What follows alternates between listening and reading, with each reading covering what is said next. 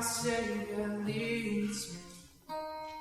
Who have I to ask beside?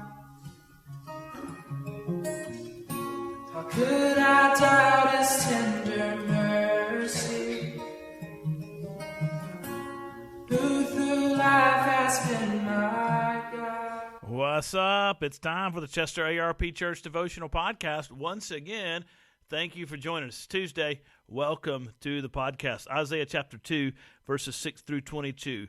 Isaiah moving into a section. Yesterday, if you were with us, you know he talked about the hope that we have as Christians. Now he's going to dive deeply into the barriers that we as the people of God, he's specifically referring to the ancient Israelites, the Old Testament people of Judea, but we all struggle with these things, the barriers that keep us from enjoying the grace, the mercy, and the fulfillment of the promise of God. And so we're in Isaiah chapter 2 this morning, and so beginning in verse 6, here we go. For you have rejected your people, the house of Jacob, because they are full of things from the east and of fortune tellers like the Philistines, and they strike hands with the children of foreigners. Their land is filled with silver and gold, and there is no end to their treasures. Their land is filled with horses, and there is no end to their chariots. Their land is filled with idols. They bow down to the work of their hands, to what their own fingers have made. So man is humbled, and each one is brought low. Do not forgive them, Isaiah says. Enter into the rock and hide in the dust, from before the terror of the Lord, from the splendor of his majesty. The haughty looks of man shall be brought low, and the lofty pride of men shall be humbled, and the Lord alone will be exalted that day. For the Lord of hosts has a day against all that is proud and lofty, against all that is lifted up, and it shall be brought low, against all the cedars of Lebanon, lofty and lifted up, and against all the oaks of Bashan, against all the lofty mountains, against all the uplifted hills, against every high tower, and against every fortified wall, against all the ships of Tarshish, and against all the beautiful craft.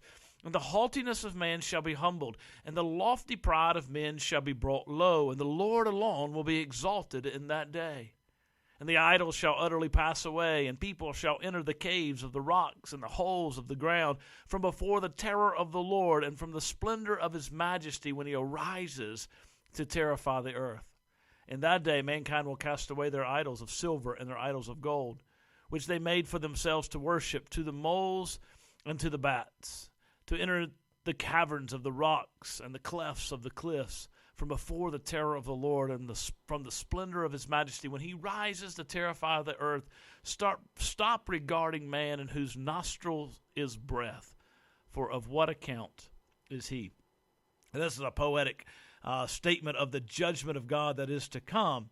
Starts with verse 6, for you have rejected your people, the house of Jacob, because of the things from the east and of fortune tellers like the Philistines. They strike their hands with children of foreigners. They have these relationships with the people of the different nations. That are a relationship that he's not talking about a relationship of trade. He's not talking about a friendly relationship. He's talking about a relationship of love and adoration. You know, the promise of chapter 2 verses 1 through 5 is that all the nations are going to come to the people of Israel to learn the ways of God. But instead of that happening, the people of Israel are going to the other nations and learning from their ways. And so instead of the other nations coming and kneeling before the people of Israel to learn the way of God, the people of Israel are kneeling before the other nations and learning their ways and rejecting their God, rejecting the God who has made a relationship with them and made it possible for them to be in the land. There, as a result, they filled their land with idols. They bowed down to the work of their own hands. They have made these idols, and they're bowing down to them and creations of their own mind. And Isaiah says 3 times, man's going to be humbled and going to be brought low. For men and women are going to enter the rock and hide the dust from before the terror of the Lord, because the Lord will rise up in the splendor of his majesty, and he will bring judgment on those who have sinned against him. In that day, the haughty looks of man, the pridefulness of men will be humbled, and the Lord alone will be exalted. None of the gods of these other nations, none of the other kings of these other nations, none of the kings of Israel will be exalted. Only the Lord will be exalted, for the Lord of hosts has a day, and that day is against pride and loftiness. That day is a day when all is lifted up, and it shall be brought low against the cedars of Lebanon, lofty and lifted up, and against the oaks of Bashan. God will rise up against those who puff their chest, who build themselves up, who do not take responsibility for their actions. They're haughty and they're proud. There's a danger to prosperity. The land is full of the gifts and the mercy of God, full of gold and of silver. And yet they don't give praise to God. Rather, they turn and fulfill the passionate lust of their human pride. Now, as I just said that, I'm quite convicted. Maybe you are as well. Because this is a statement that can not only just be said about the people of God in Israel or in ancient Judah. It can be said of me personally, but also of the church. We have been richly blessed in North America in particular.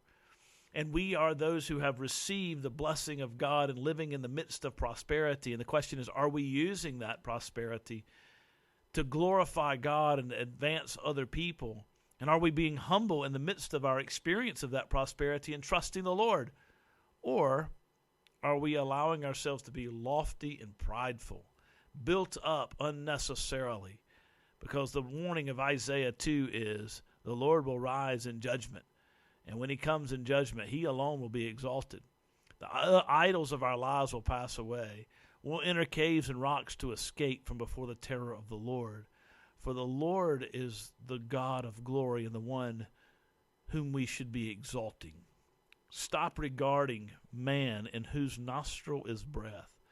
For of what account is he? And basically he ends by saying, stop placing your confidence, stop revering men and women and children, for they have nostrils, air in their nostrils, and that air in their nostrils, that breath comes from God himself. What account are we? Let's revere the Lord and walk in obedience to him.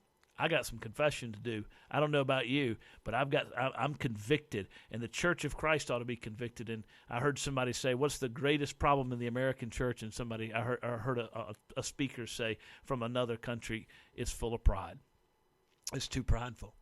May God forgive us of our pride. May he break us and humble us and give us faith to trust him. You guys have a great day. God bless you. I'll see you tomorrow.